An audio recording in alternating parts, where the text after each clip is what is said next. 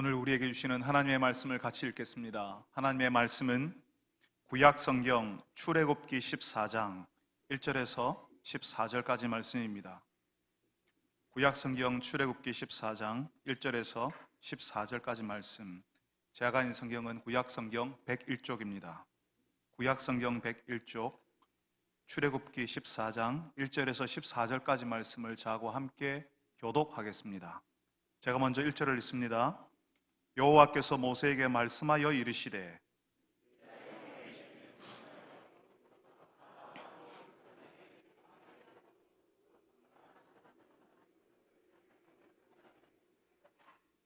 바로가 이스라엘 자손에 대하여 말하기를 그들이 그 땅에서 멀리 떠나 광야에 갇힌 바 되었다 하리라.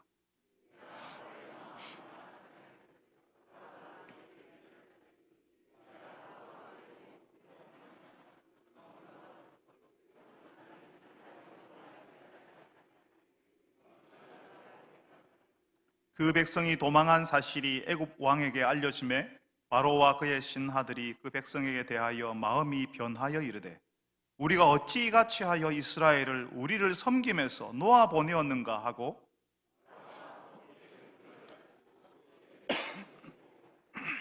선발된 병거 600대와 애굽의 모든 병거를 동원하니 지휘관들이 다 거느렸더라.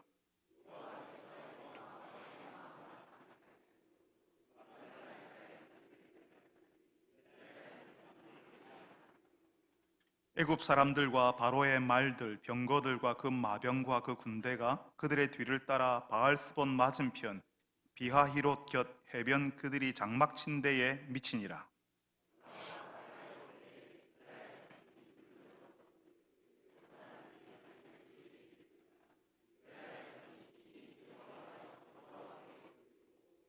그들이 또 모세에게 이르되 애굽에 매장지가 없어서 당신이 우리를 이끌어내어 이 광야에서 죽게 하느냐? 어찌하여 당신이 우리를 애굽에서 이끌어내어 우리에게 이같이 하느냐?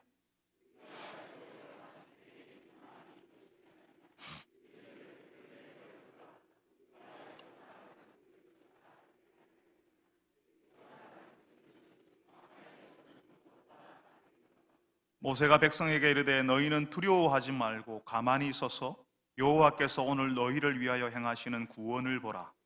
너희가 오늘 본 애굽 사람들을 영원히 다시 보지 아니하리라. 여호와께서 너희를 위하여 싸우시리니 너희는 가만히 있을지니라. 아멘. 주중 점심시간이면 한 번씩 교회 주변 식당에 가서 밥을 먹습니다.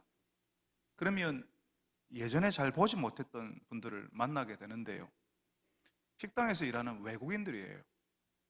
예전에는 소위 조선족이라고 불리는 분들이 일을 많이 했는데요.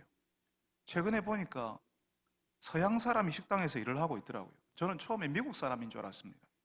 우리 교회 주변에 미군 부대가 있으니까요. 주문 받으러 오셨는데 하마터면 영어로 말할 뻔했습니다.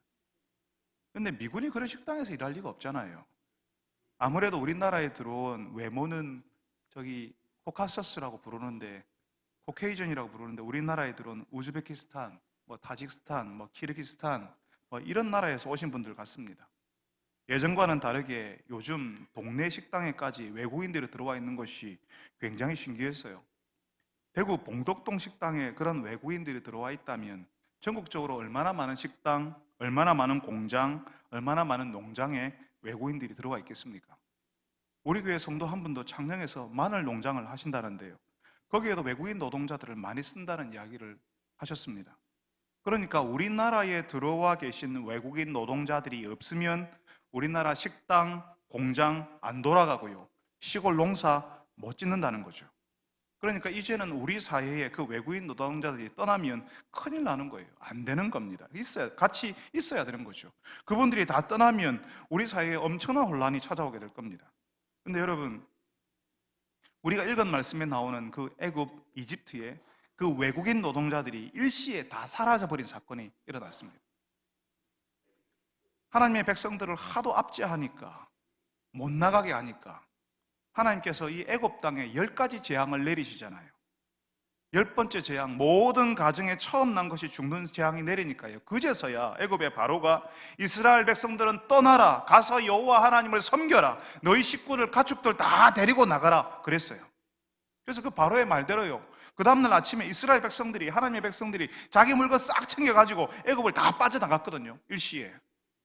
그러니까 애굽의 모든 공사 현장, 어렵고 힘든 일을 하는 모든 작업장이 일시에 다 정지해버리는 겁니다. 안 돌아가요. 애굽 백성들이 그러지 않았겠습니까? 일할 사람이 없는데 이제 어떻게 하냐고, 우리 다 굶어 죽게 생겼다고, 이제 누가 일하고 뭐 먹고 사냐고 그러지 않았겠습니까? 바닥 경제가 쪼그라드니까요. 그 원망이 앞으로 어떻게 될지 뻔하게 보이니까 그 원망이 애굽 왕 바로와 그 신하들에게, 위정자들에게 돌아가지 않았겠어요?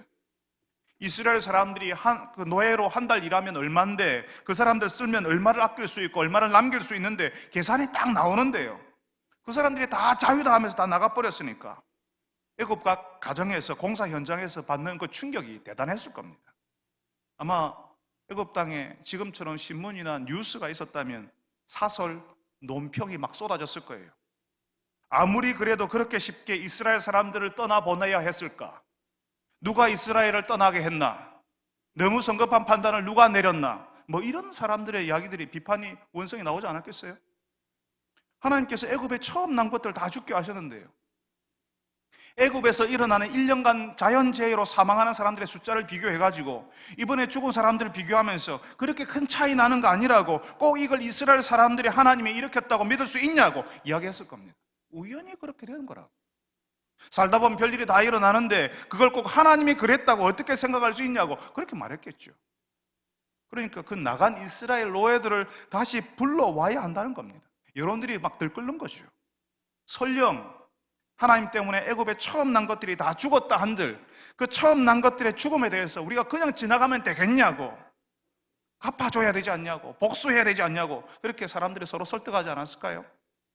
오늘 우리가 읽은 말씀 5절에는요, 그 백성이 도망한 사실이 애굽 왕에게 알려짐에 바로와 그의 신하들이 그 백성에 대하여 마음이 변하여 이르되, 우리가 어찌 이같이 하여 이스라엘을 우리를 섬김에서 놓아 보내었는고, 이렇게 후회했다고 하는 겁니다.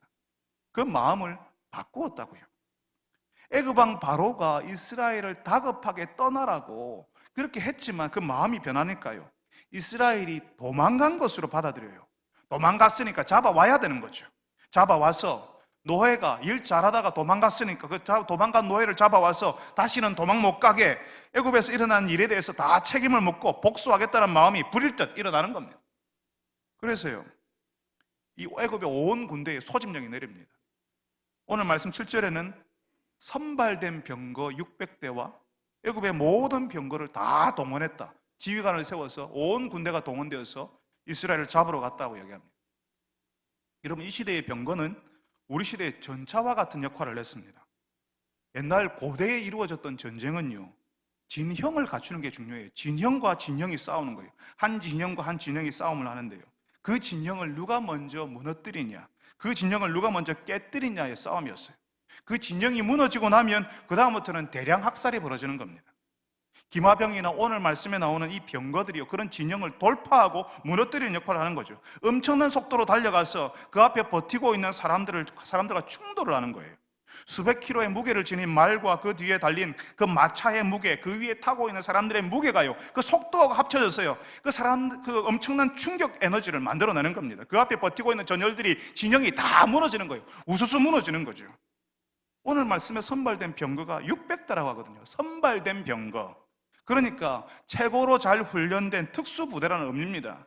그러니까 이 애굽이 정복 전쟁을 위해서 잘 준비되었던 그 전차 부대를 지금 이제 이스라엘 사람들을 잡는 데 동원한다는 거예요. 이 전차 부대만 있는 게 아니라 다른 모든 병거들을 동원했다고 하거든요.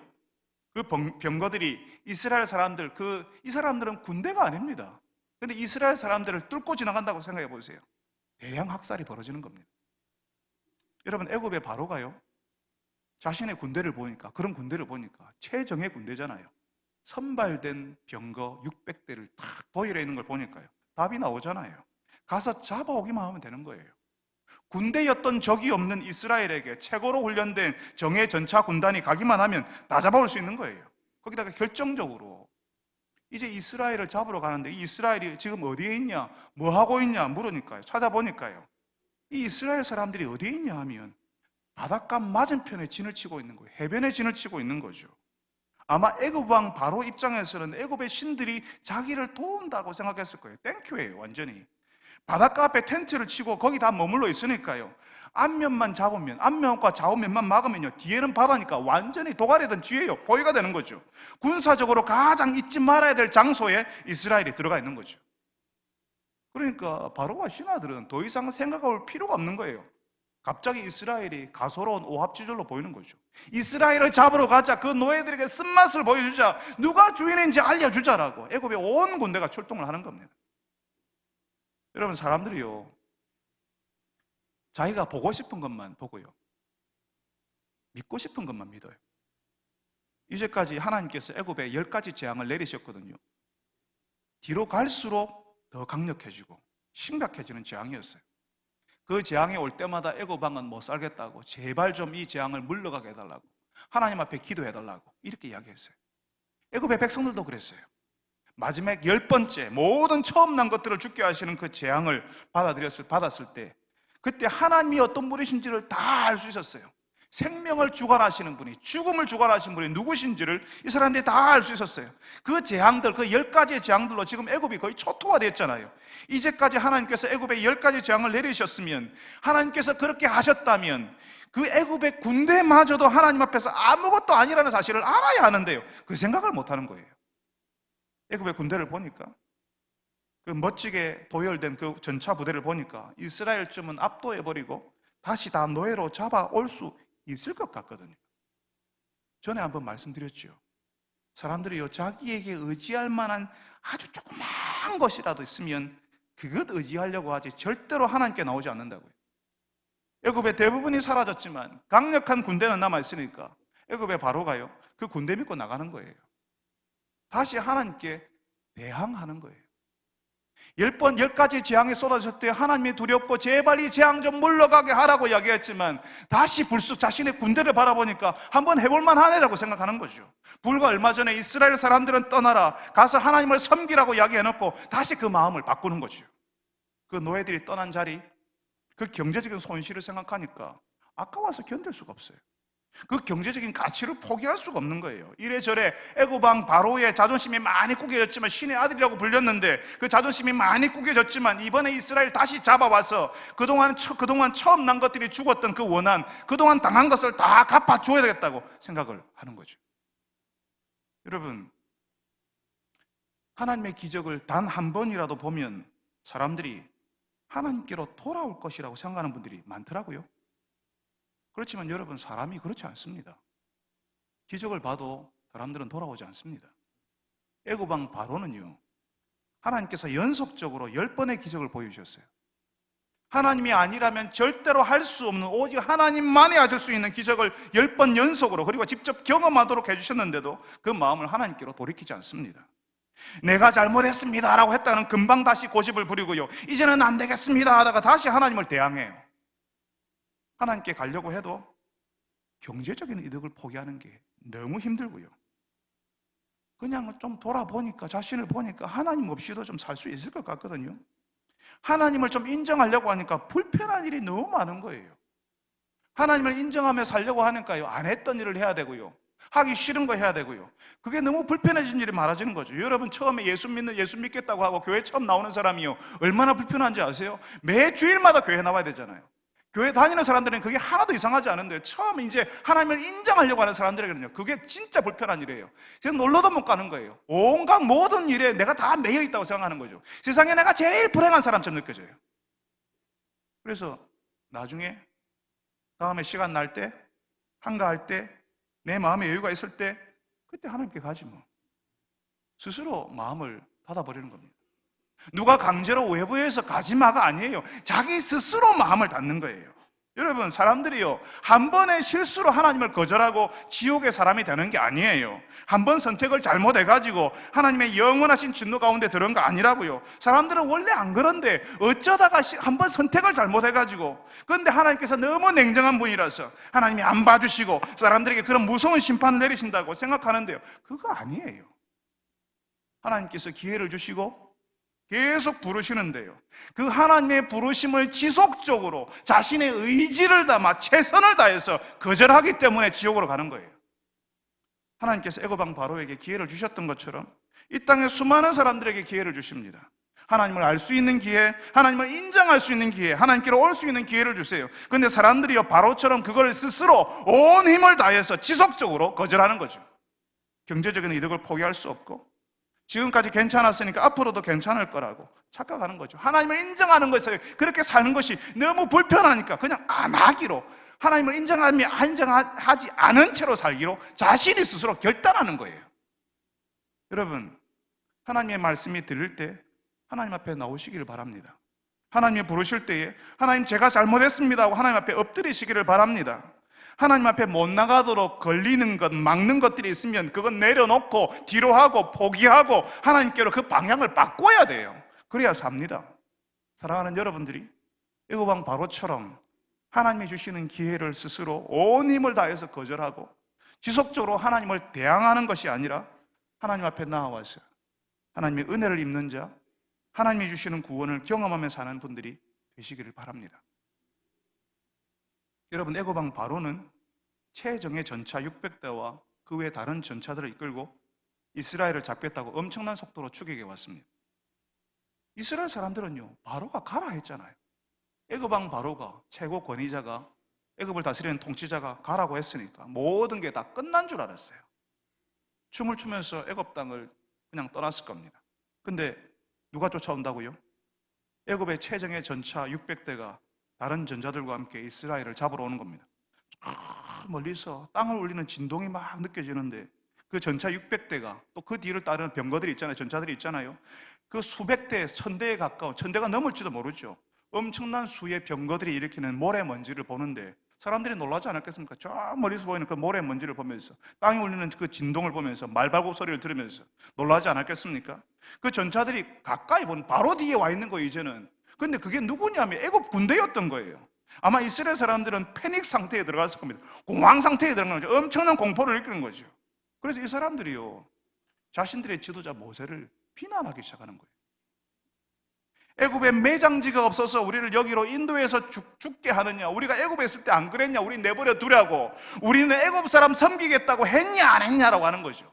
애굽 사람들을 향해서 분노하는 마음을 가지는 게 아니라 자신의 지도자 모세를 향해서 비난하는 거예요. 위기가 오니까 바로 자기의 지도자들을 비난하고 하나님 따랐던 것을 후회하기 시작하는 거죠. 우리가 안 그랬냐, 우리가 그때 애굽 사람들 섬기겠다고 왜 괜히 우리를 하나님 따라오라 해가지고 우리가 지금 이렇게 다 죽게 생기지 않았냐고. 위기가 찾아왔을 때 자신들의 지도자들을 비난하고 하나님 따른 것을 후회하기 시작합니다. 여러분, 이 사람들이요, 애굽 땅에 온갖 하나님의 진노가 쏟아졌을 때, 그렇지만 고센 땅, 이 사람들이 있는 땅은 괜찮았잖아요. 안전했잖아요. 그때는 좋아라 했을 거예요. 저 사람 마치 저 멀리 산에 불구경 보는 것처럼 이렇게 그냥 팔짱 끼면서 저 사람들 큰일 났네, 안 됐네 하고 그랬을 거예요. 자기들이 괜찮은 거니까 자기들은 안심하고 지냈을 거예요. 하나님이 우리를 도우신다 했을 거예요. 마지막 재앙 때 처음 난 것들이 다 죽는 일이 벌어졌을 때 임방에 피를 바르고 문설주에 피를 바르며 산다라고 하는 그 이야기를 듣고 잘 믿겨지지는 않았지만 다들 하니까 따라 했던 사람들이었을 거예요. 정말 애굽 사람들이, 첫째들이 다 죽고 말씀에 순종했던 사람들의 집은 아무 일 없었으니까 오, 신기하네 했지만 별 감동은 없는 거죠. 여러분, 사람이 희한한 게요, 사람이 죽었다가 살아나면 감사하고 감격스럽고 흥분을 해요. 세상에 사람이 죽었다가 살아났으니까, 불치병인데 다 죽는다고 했는데 기적적으로 나았습니다 하면요, 박수치고 감사하고 난리도 아니에요. 그런데 멀쩡히 살아있는 사람들이 계속 살면 그건 당연한 거예요. 살아있는 사람을 계속 살도록 하시는 은혜, 아무 일 없도록 하시는 은혜에 대해서는 굉장히 둔감하죠. 어쨌든 죽어야 하고, 죽었어야 밑바닥으로 떨어지고 아무것도 없고 모든 것이 사라졌을 때 그때 살아나고 밑바닥에서 일어나고 아무것도 없는 데서 하나라도 주시면 그게 그렇게 감격스럽다는 거죠. 여러분, 사람이 얼마나 감사한지 모릅니다. 계속 살려주시고 아무 일 없게 하시는 것이 엄청난 은혜인데 그 어려운 일을 안 겪게 하셨는데, 여러분 항암 치료 6개월씩 받고 싶으세요? 1년 동안 받고 싶으세요? 1년 6개월 동안 그 어려운 시간들을 통과하고 싶으세요? 그 어려운 일을 안 겪게 하셨으니까 감사한 일인데 하나님을 정말 무심하게 쳐다본다는 거죠. 그 여호와의 밤, 그 죽음의 밤을 지나고 일어나니까 아무 일도 없거든요. 그냥 지나갔으니까. 아무 일도 없다는 말이 살려두셨다, 계속 살게 하셨다는 말인데, 아무 일도 없으니까, 평소와 같으니까 아무런 감사도 감격도 없는 거죠. 여러분, 우리의 계속되는 일상이 사실은 하나님의 은혜요, 계속 되게, 계속 살게, 아무 일 없게 하시는 하나님의 보호하심인데, 이걸 우리가 너무나도 무심하게 넘깁니다. 너무도 몰라요. 이 사람들이 그러는 거예요. 인생의 위기가 찾아오니까요, 홍해처럼 막다른 골목에 딱 놓이게 되고 뒤에는 다급하게 쫓아오는 군대가 있어요. 자기들이 눈에 보니까 이게 큰일 났거든요. 하나님이 이러려고 우리를 여기로 불렀나? 사실은 더 큰 위기를 하나님께서 넘어가셨는데, 죽음이 자기를 넘어갔는데 그거는 모르고 지금 눈에 보이는 모래먼지 날리는 그 전차 부대가 쳐진 걸 보고 자기 눈에 굉장한 것처럼 보이니까 하나님이 이러려고 우리를 불렀냐고, 내가 이렇게 될 줄 알았다 하는 겁니다. 괜히 하나님 믿어가지고 우리가 이런 일, 힘든 일을 당한다고요. 그냥 우리를 내버려 두려고 했는데, 우리가 애굽 사람 섬기겠다고 했는데, 괜히 예수 믿으라 해가지고, 괜히 교회 가자고 했어, 괜히 하나님 믿으라고 했어, 우리가 이렇게 되었다고. 조금만 불리하면, 조금만 불편해지면 하나님이 아니라 이전의 생활로 돌아가려고 하는 겁니다. 그 이전의 생활이라는 거예요. 이전의 생활이라는 게요, 노예 생활이었어요. 중노동에 아이들의 생명을 뺏으려 하는 사람들 밑에서 일하는 거였습니다.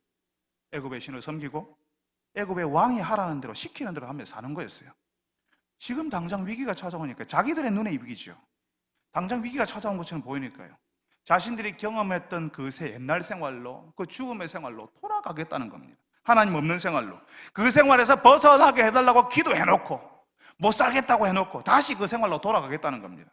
여러분, 하나님께서 하나님의 백성들을 구출하시는데요, 그 구출하실 때, 구원하실 때 지나야 하는 과정이 있고요, 그때 보아야 될 하나님이 있는 거예요.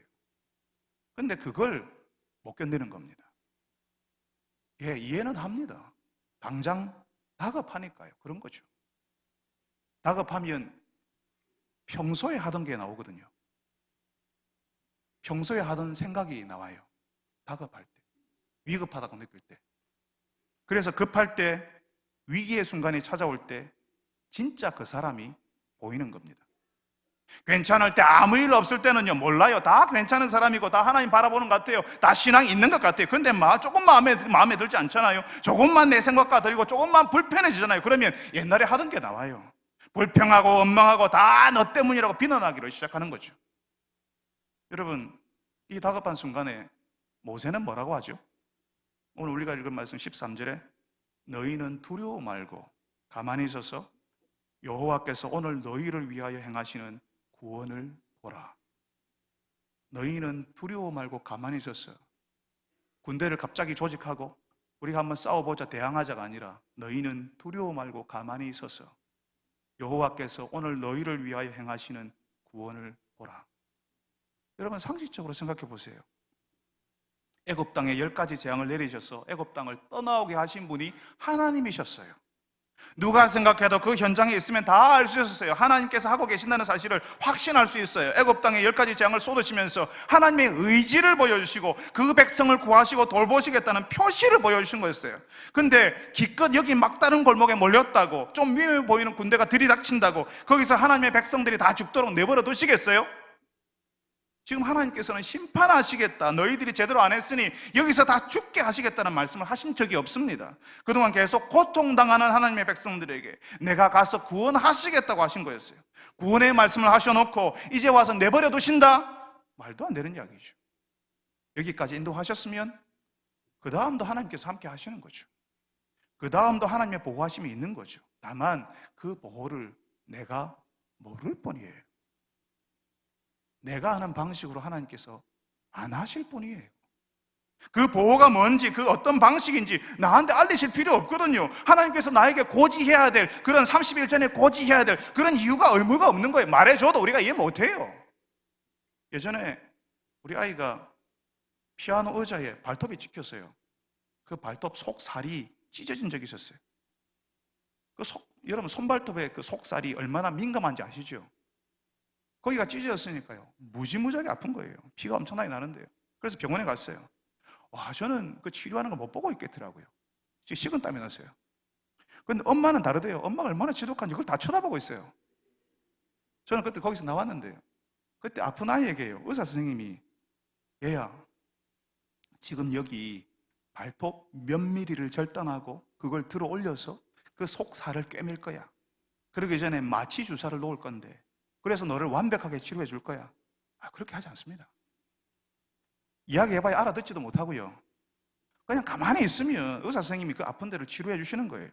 긴 마취 주사기가 보여도 와 저거 굉장히 아프겠다, 저렇게 긴 바늘로 내 발에 찌르는 거야 하는 불안한 마음이 있어도, 잠깐 보는데 내 발톱에서 아직도 피가 뚝뚝 흐르고 있어도 그거 치료하는 과정인 거예요. 조금만 시간이 지나면 솜씨 좋은 선생님이 다 됐다 이렇게 이야기하시는 겁니다. 여러분, 인생의 막다른 골목에 이르렀다고 낙심하지 마시기 바랍니다. 하나님의 인도하심이라고 따라왔는데 그게 막다른 골목이라니까 속상할 수 있죠. 정말 하나님의 인도하심을 따라왔다면 그 막다른 골목에 길이 있는 거예요. 막다른 골목이 아닌 거예요.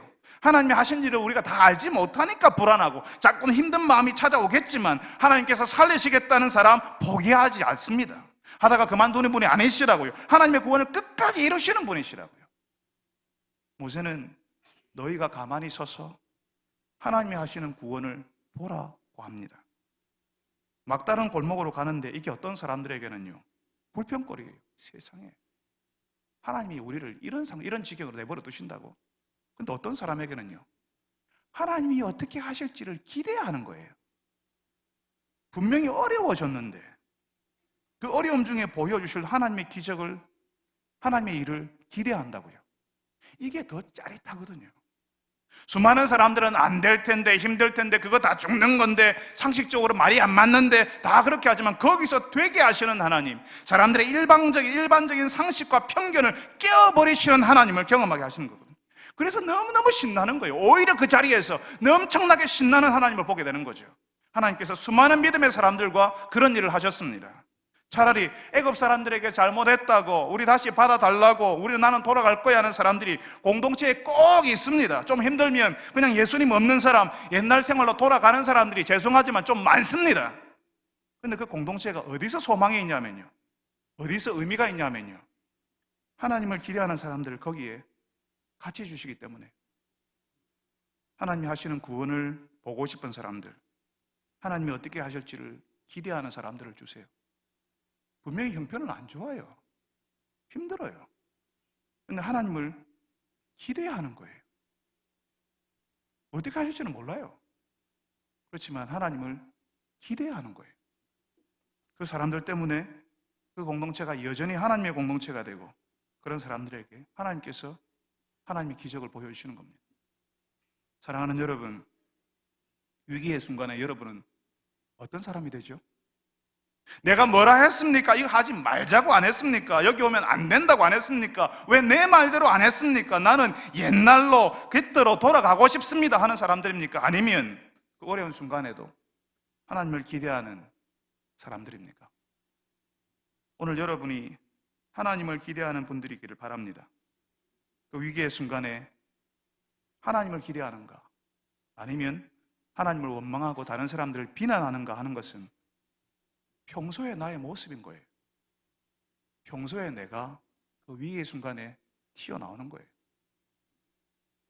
그 사실을 기억하고 아직 위기의 순간이 오지 않았을 때에 하나님을 의지하고 기뻐하고 하나님이 여러분의 인도자인 것을 발견하시는 여러분들이 되시기를 바랍니다.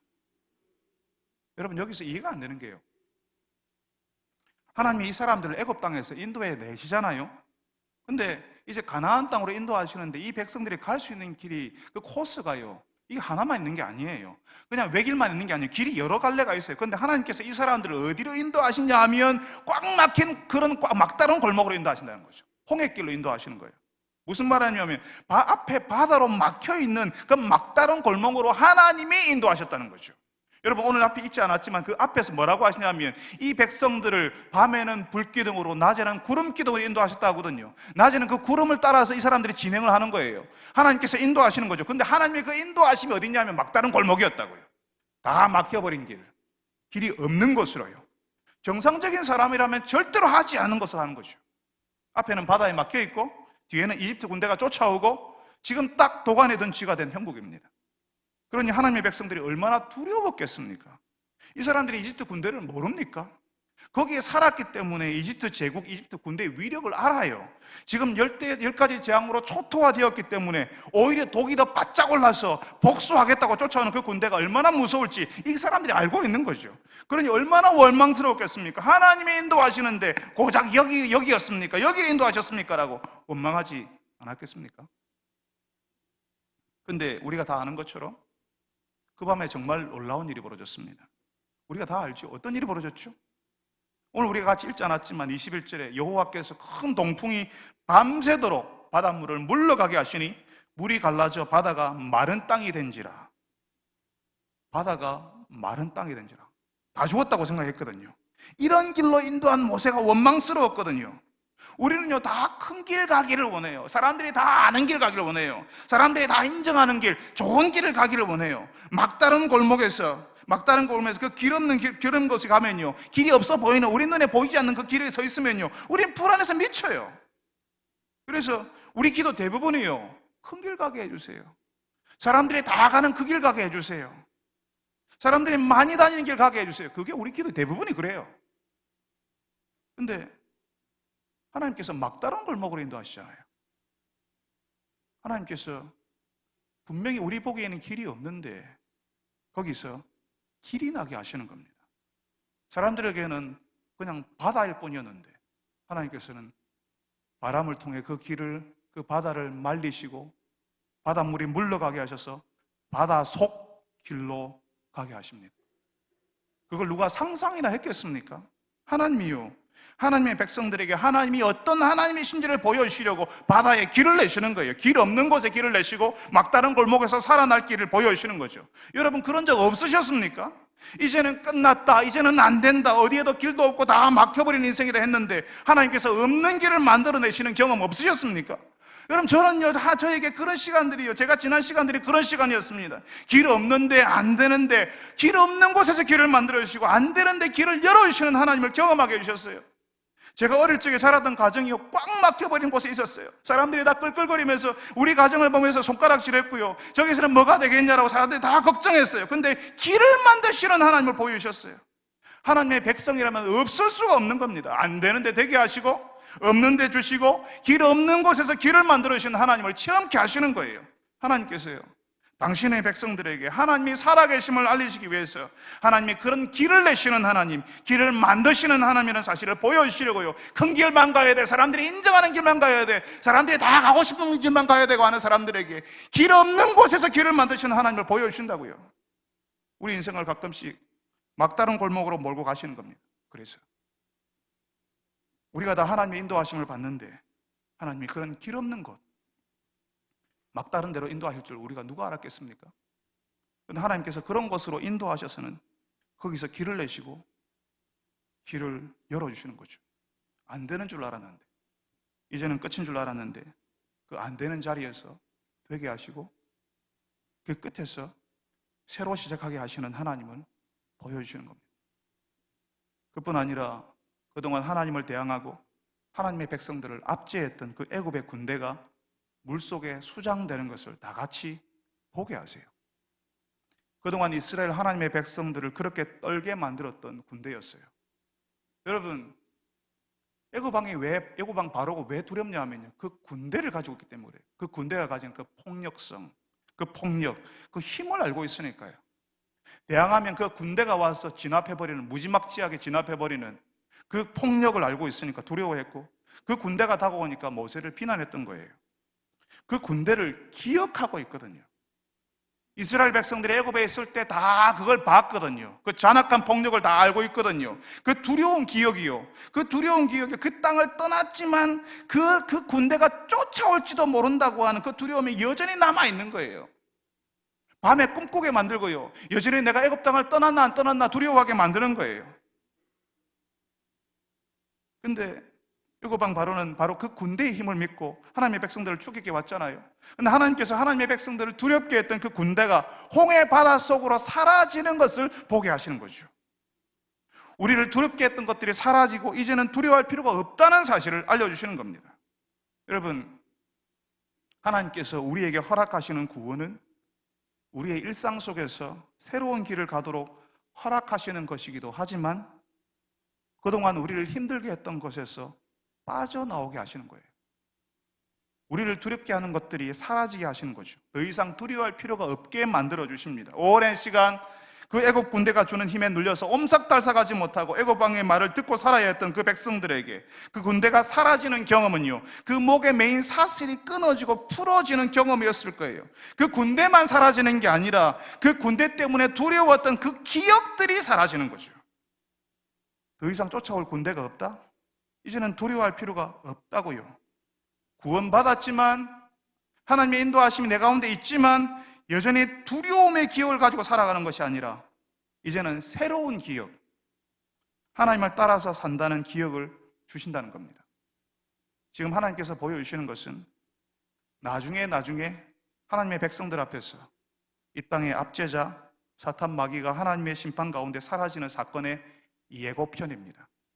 우리가 지금은 개인적으로 이따금씩 작은 규모로 우리를 두렵게 하는 것이 떠나가고 사라지는 것을 경험케 하시겠지만, 우리의 기억 속에서 우리를 힘들게 했던 기억들이 사라지는 것을 경험케 하시겠지만, 나중에 우리가 다 보는 데서 악이 떠나가고 우리를 압제하던 모든 구조와 질서가 사라지는 것을 보게 하실 겁니다. 성경의 마지막 책에 요한계시록이라는 책이 있는데요, 거기서 끝까지 믿음을 지킨 하나님의 백성들에게 하나님께서 어떻게 하시는지를 보여주세요. 하나님의 백성들을 그 모든 눈물을 그 눈에서 닦아주신다고 하고요, 다시는 사망이나 애통이나 곡하는 것이나 아픈 것이 다시 있지 않을 것이다 라고 얘기하십니다. 그런 고통의 구조, 그런 질서가 다 떠나간다고 하세요. 사랑하는 여러분, 우리를 구하시고 인도하시려는 하나님께서 우리를 끝까지 지키실 겁니다. 그래서 우리를 두렵게 하던 악한 것들이 다 떠나가고 하나님의 새로운 질서, 새 하늘과 새 땅을 허락하실 겁니다. 그동안 힘들었던 기억들이, 밤에 악몽에 가위 눌리고 힘들었던 그 기억들이, 내가 한번 보았던 그 일이 10년, 20년 내 인생을 끝까지 추적해 와서 나를 힘들게 했던 그런 기억들이 다 사라지게 되는 것을 경험하게 하실 겁니다. 그때까지 믿음을 지키는 분들이 되시기를 바랍니다. 비록 정말 이해 못할 방식으로 여러분의 인생을 막다른 골목으로 몰아 넣은다 하실지라도 거기서 구원을 행하시고 새로운 길을 내시는 하나님을 의지하시기를 바랍니다. 막다른 골목에서 하나님이 하실 일을 기대하시는 여러분들이 되시기를 바랍니다. 우리 같이 한번 기도합시다. 여러분, 사람이 실수해서 한번 잘못된 판단을 하고 한번 잘못된 선택을 해서 하나님의 심판을 경험하고 하나님께서 우리를 거절하시는 거 아닙니다. 하나님께서 기회를 주시는데, 한 번만 주시는 것이 아니라 지금도 기회를 주시는데, 무서운 하나님의 기회를 주시는데, 부르시는데, 도우시려고 하시는데 스스로 온 힘을 다해서 하나님을 거절하고 최선을 다해서 하나님을 밀어내는 그 일 때문에 그 사람이 멸망의 길로 들어가게 되는 겁니다. 여러분, 우리 같이 한번 기도합시다. 애굽 왕 바로처럼 하나님이 기회를 주시는데도 스스로 온 힘을 다하여서 하나님을 거절하는 사람 되지 않게 하여 주옵소서. 하나님이 부르실 때에 듣고 돌아올 수 있는 은혜를 허락하여 주옵소서. 애굽 왕 바로와 같은 사람이 이 성경 속에서만 존재하는 것이 아니라 사실은 하나님을 떠난 모든 사람들이 그렇게 고집이 세고 완악한 사람들입니다. 하나님께 오기를 싫어하는 사람들입니다. 하나님이 부르실 때 듣고 돌아올 수 있게 하여 주옵소서라고 우리 같이 한번 구합시다. 인생의 막다른 골목에서 하나님을 원망하는 것이 아니라 하나님이 어떻게 하실지를 기대하는 사람이 되게 하여 주옵소서라고 우리 같이 한번 기도합시다. 그 막다른 골목에서 길이 없다고 불평하는 것이 아니라 새로운 길을 내시는 하나님을 경험할 수 있게 해달라고, 우리를 두렵게 하는 것들이 다 사라지게 하시고 우리를 두렵게 했던 기억들이 사라지는 놀라운 경험을 하게 해달라고 우리 다 같이 한번 한 목소리로 기도하겠습니다. 거룩하신 하나님 아버지, 오늘도 저희들이 주의 말씀을 듣습니다. 하나님께서 어떻게 어떤 방식으로 하나님의 백성을 인도하여 내시는지, 그 구원이 어떻게 흘러가는지, 어떤 구원을 우리에게 주셨는지 주님이여 가르쳐 주셔서 감사합니다. 주님, 저희들이 하나님을 주님이여 거절하며 거역할 때에 한 번 실수해서 한 번 잘못된 판단으로 하나님을 거역해서 지옥의 사람이 되는 것이 아니라 우리가 의지를 가지고 스스로 지속적으로 하나님을 거절하기 때문에 그렇다는 사실을 알고 주님이여 저희들이 부끄러워하며 두려워하며 하나님의 말씀을 들을 수 있게 하여 주시옵소서. 하나님께로 돌아오게 하여 주시옵소서. 주님이여 구하옵는 것은 우리가 원하지 않는 방식으로 인생의 막다른 골목에 이르렀다고 느낄 때에 불평함 원망하며 비난하는 것이 아니라 거기서 일하실 하나님을 기대하게 하여 주시옵소서. 그 막다른 골목에서 새로운 길을 내시는 하나님을 경험하게 하여 주옵소서. 우리의 옛날이 지나가며 우리의 옛날이 어려웠고 힘들고 우리를 두렵게 했던 모든 것들이 우리의 기억에서 지워지는 일이 일어나게 하여 주시옵소서.